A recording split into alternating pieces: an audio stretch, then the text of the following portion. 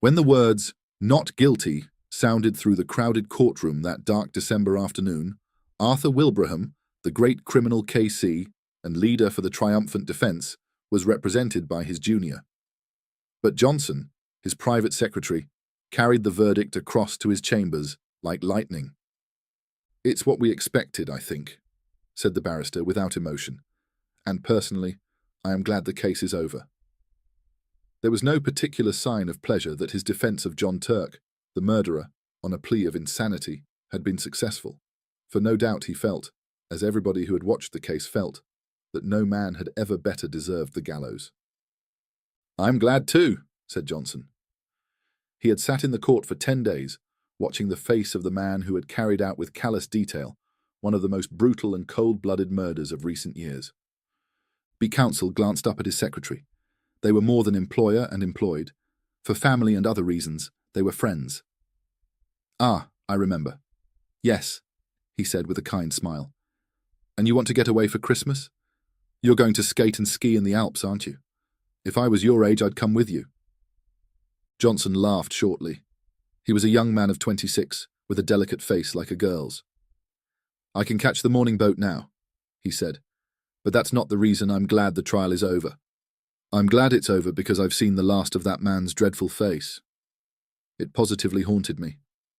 That white skin, with the black hair brushed low over the forehead, is a thing I shall never forget, and the description of the way the dismembered body was crammed and packed with lime into that—" "Don't dwell on it, my dear fellow," interrupted the other, looking at him curiously out of his keen eyes. "Don't think about it. Such pictures have a trick of coming back when one least wants them." He paused a moment. "Now go," he added presently, "and enjoy your holiday.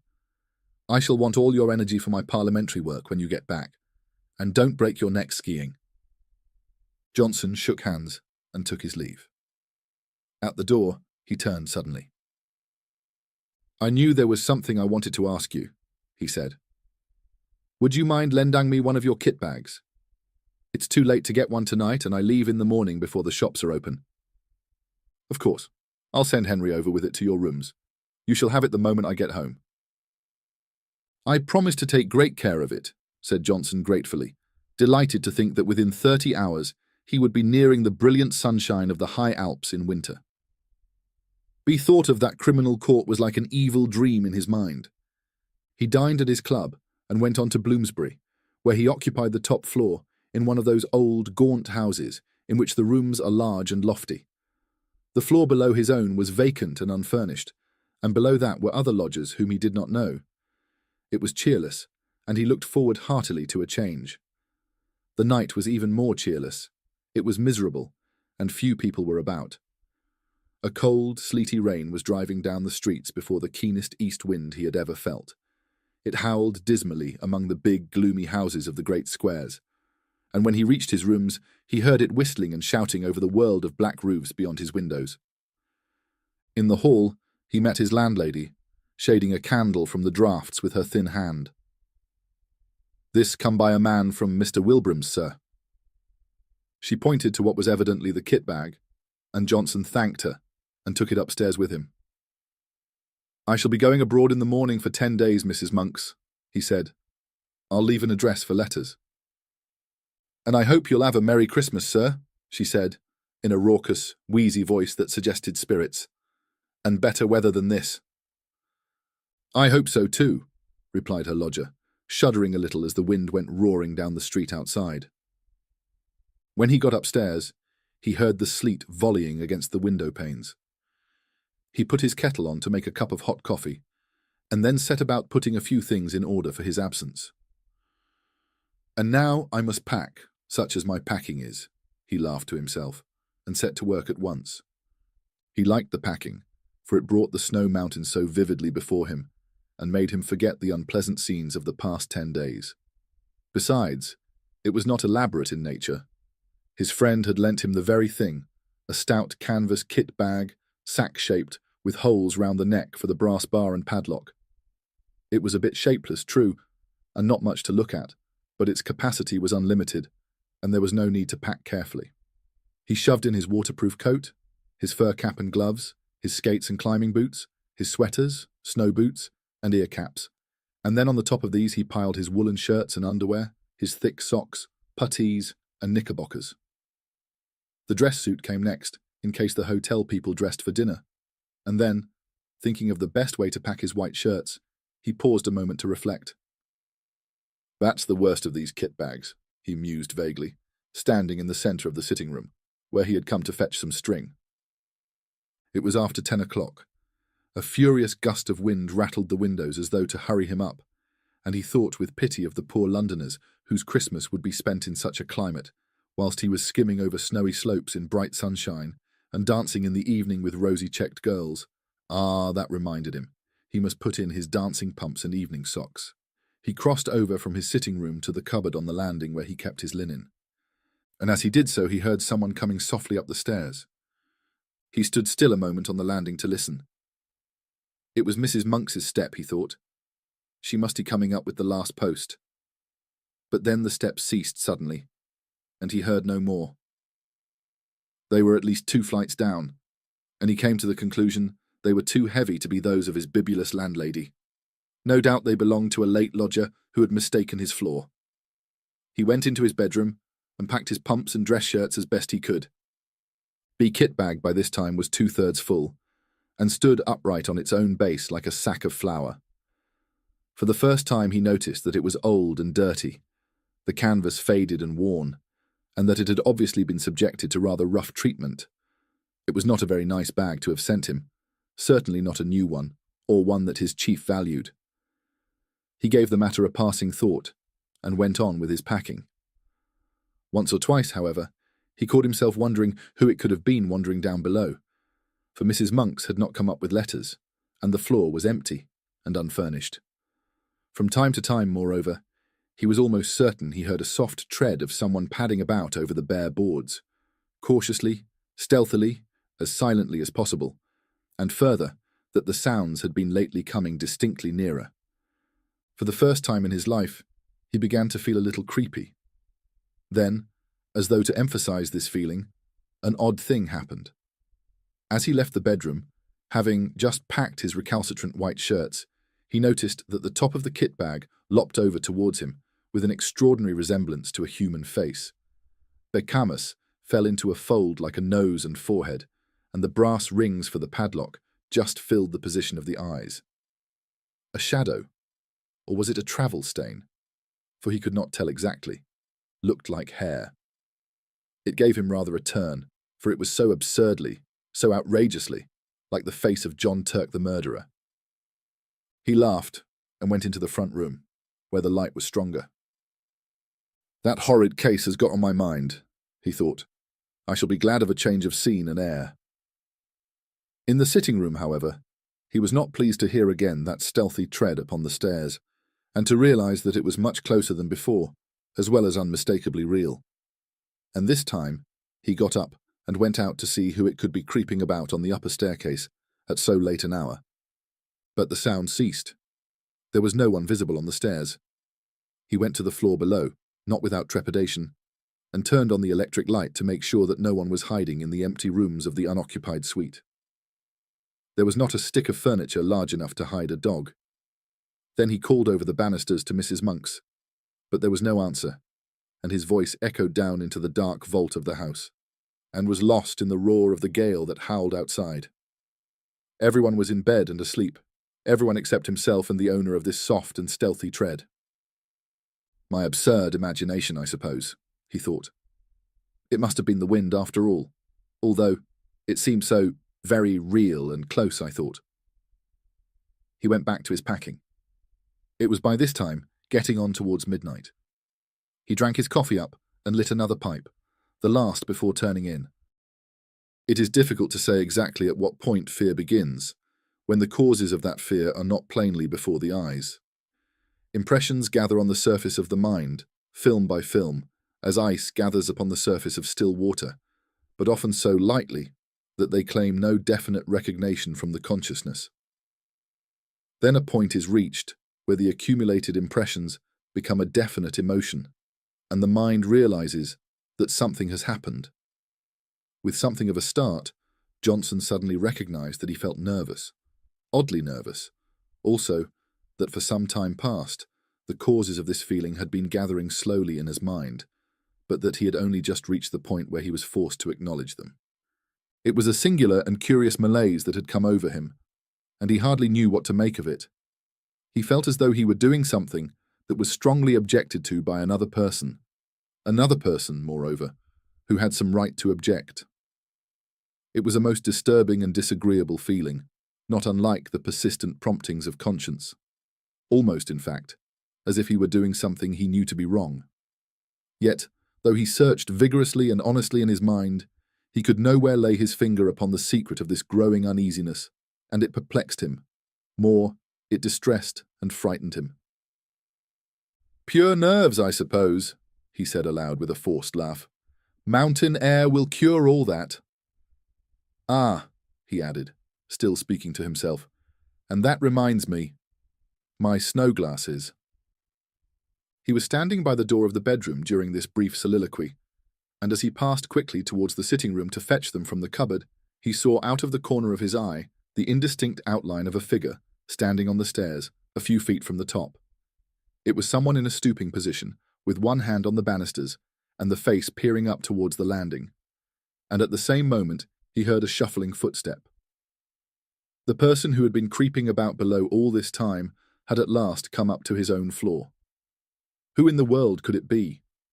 And what in the name of heaven did he want? Johnson caught his breath sharply and stood stock still.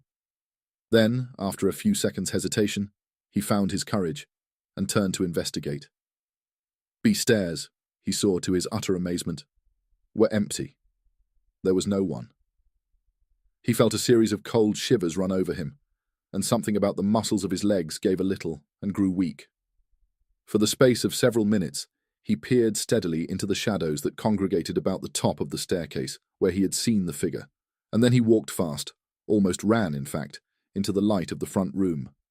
But hardly had he passed inside the doorway when he heard someone come up the stairs behind him with a quick bound and go swiftly into his bedroom.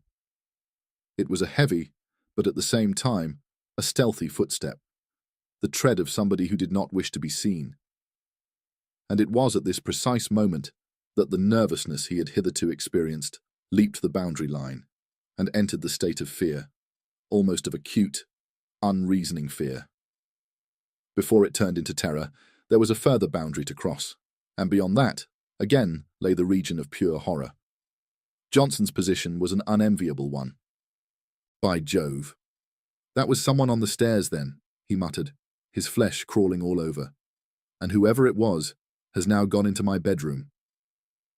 His delicate, pale face turned absolutely white, and for some minutes he hardly knew what to think or do. Then he realized intuitively that delay only set a premium upon fear, and he crossed the landing boldly and went straight into the other room, where, a few seconds before, the steps had disappeared. "Who's there? Is that you, Mrs. Monks?" he called aloud as he went, and heard the first half of his words echo down the empty stairs, while the second half fell dead against the curtains in a room that apparently held no other human figure than his own. "Who's there?" he called again, in a voice unnecessarily loud, and that only just held firm. "What do you want here?" The curtains swayed very slightly, and, as he saw it, his heart felt as if it almost missed a beat. Yet he dashed forward and drew them aside with a rush. A window, streaming with rain, was all that met his gaze. He continued his search, but in vain. The cupboards held nothing but rows of clothes, hanging motionless, and under the bed there was no sign of anyone hiding. He stepped backwards into the middle of the room, and, as he did so, something all but tripped him up. Turning with a sudden spring of alarm, he saw the kit bag. Odd, he thought. That's not where I left it. A few moments before, it had surely been on his right, between the bed and the bath. He did not remember having moved it. It was very curious. What in the world was the matter with everything? Were all his senses gone queer? A terrific gust of wind tore at the windows, dashing the sleet against the glass with the force of small gunshot, and then fled away howling dismally over the waste of Bloomsbury roofs. A sudden vision of the Channel next day rose in his mind and recalled him sharply to realities. "There's no one here at any rate, that's quite clear," he exclaimed aloud. Yet at the time he uttered them, he knew perfectly well that his words were not true and that he did not believe them himself. He felt exactly as though someone was hiding close about him, watching all his movements, trying to hinder his packing in some way. "And two of my senses," he added, keeping up the pretense, "have played me the most absurd tricks. The steps I heard and the figure I saw were both entirely imaginary." He went back to the front room, poked the fire into a blaze, and sat down before it to think. What impressed him more than anything else was the fact that the kit bag was no longer where he had left it. It had been dragged nearer to the door. What happened afterwards that night happened, of course, to a man already excited by fear, and was perceived by a man that had not the full and proper control, therefore, of the senses. Outwardly, Johnson remained calm and master of himself to the end, pretending to the very last that everything he witnessed had a natural explanation, or was merely delusions of his tired nerves. But inwardly, in his very heart, he knew all along that someone had been hiding downstairs in the empty suite when he came in, that this person had watched his opportunity and then stealthily made his way up to the bedroom, and that all he saw and heard afterwards, from the moving of the kit bag to the other things this story has to tell, were caused directly by the presence of this invisible person. And it was here, just when he most desired to keep his mind and thoughts controlled, that the vivid pictures received day after day upon the mental plates exposed in the courtroom of the Old Bailey came strongly to light and developed themselves in the dark room of his inner vision. Unpleasant, haunting memories have a way of coming to life again, just when the mind least desires them, in the silent watches of the night, on sleepless pillows, during the lonely hours spent by sick and dying beds. And so now, in the same way, Johnson saw nothing but the dreadful face of John Turk, the murderer, lowering at him from every corner of his mental field of vision. The white skin, the evil eyes, and the fringe of black hair low over the forehead. All the pictures of those 10 days in court crowded back into his mind, unbidden and very vivid. "This is all rubbish and nerves," he exclaimed at length, springing with sudden energy from his chair. "I shall finish my packing and go to bed. I'm overwrought, overtired.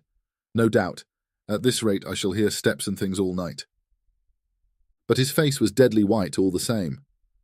He snatched up his field glasses and walked across to the bedroom, humming a music hall song as he went, a trifle too loud to be natural, and the instant he crossed the threshold and stood within the room, something turned cold about his heart, and he felt that every hair on his head stood up. The kit bag lay close in front of him, several feet nearer to the door than he had left it, and just over its crumpled top, he saw a head and face slowly sinking down out of sight, as though someone were crouching behind it to hide, and at the same moment, a sound like a long-drawn sigh was distinctly audible in the still air about him between the gusts of the storm outside. Johnson had more courage and willpower than the girlish indecision of his face indicated, but at first such a wave of terror came over him that for some seconds he could do nothing but stand and stare. A violent trembling ran down his back and legs, and he was conscious of a foolish, almost a hysterical impulse to scream aloud. That sigh seemed in his very ear, and the air still quivered with it. It was unmistakably a human sigh. "Who's there?" he said at length, finding his voice, but thought he meant to speak with loud decision. The tones came out instead in a faint whisper, for he had partly lost the control of his tongue and lips. He stepped forward, so that he could see all round and over the kit bag. Of course there was nothing there, nothing but the faded carpet and the bulgang canvas sides. He put out his hands and threw open the mouth of the sack where it had fallen over, being only 3 parts full, and then he saw for the first time that round the inside, some 6 inches from the top, there ran a broad smear of dull crimson. It was an old and faded bloodstain. He uttered a scream and drew back his hands as if they had been burnt. At the same moment, the kit bag gave a faint but unmistakable lurch forward towards the door. Johnson collapsed backwards, searching with his hands for the support of something solid, and the door, being further behind him than he realized, received his weight just in time to prevent his falling, and shut to with a resounding bang. At the same moment, the swinging of his left arm accidentally touched the electric switch, and the light in the room went out. It was an awkward and disagreeable predicament, and if Johnson had not been possessed of real pluck, he might have done all manner of foolish things. As it was, however, he pulled himself together and groped furiously for the little brass knob to turn the light on again. But the rapid closing of the door had set the coats hanging on it a-swinging, and his fingers became entangled in a confusion of sleeves and pockets, so that it was some moments before he found the switch. And in those few moments of bewilderment and terror, two things happened that sent him beyond recall over the boundary, into the region of genuine horror. He distinctly heard the kit bag shuffling heavily across the floor in jerks, and close in front of his face sounded once again the sigh of a human being. In his anguished efforts to find the brass button on the wall, he nearly scraped the nails from his fingers.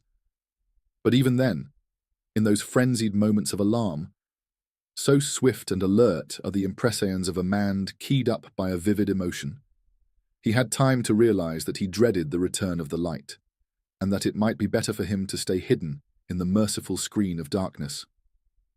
It was but the impulse of a moment, however, and before he had time to act upon it, he had yielded automatically to the original desire, and the room was flooded again with light.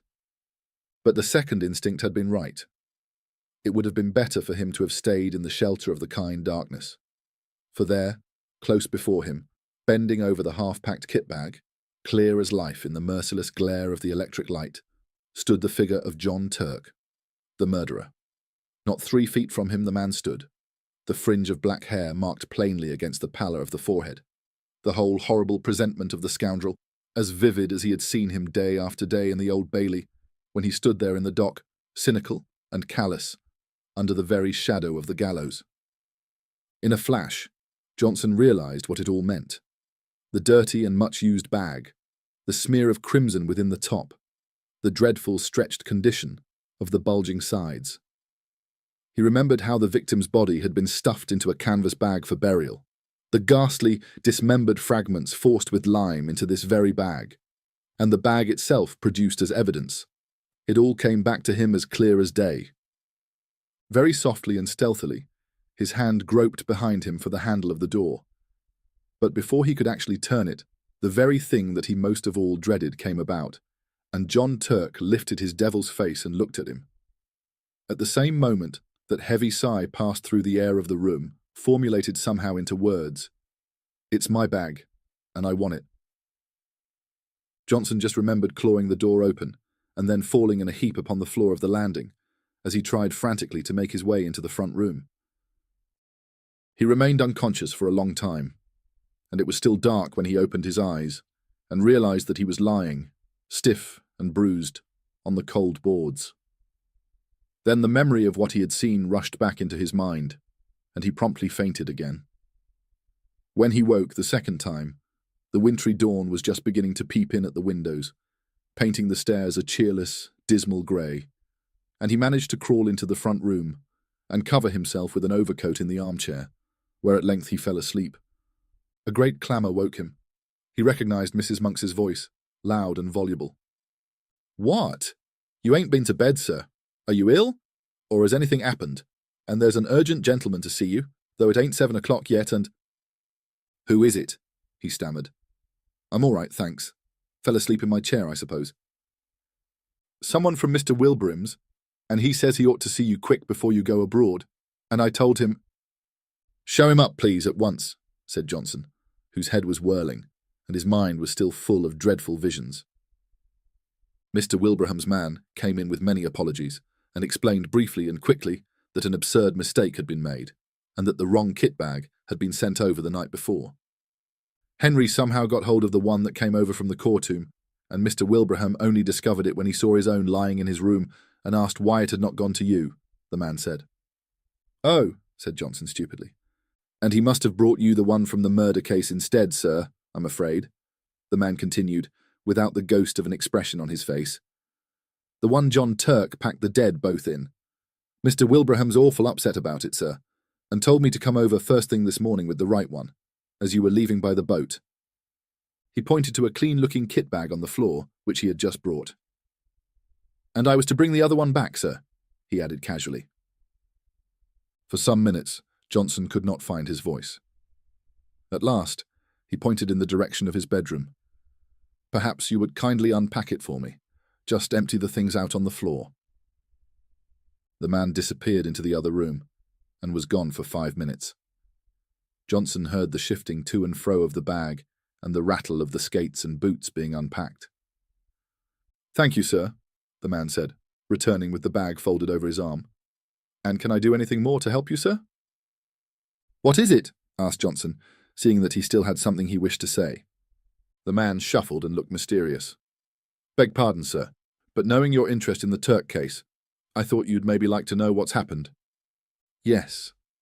John Turk killed himself last night with poison immediately on getting his release, and he left a note for Mr. Wilbraham saying, as he'd be much obliged, they'd have him put away, same as the woman he murdered, in the old kit bag." "What time did he do it?" asked Johnson. 10 o'clock last night, sir, the warden says."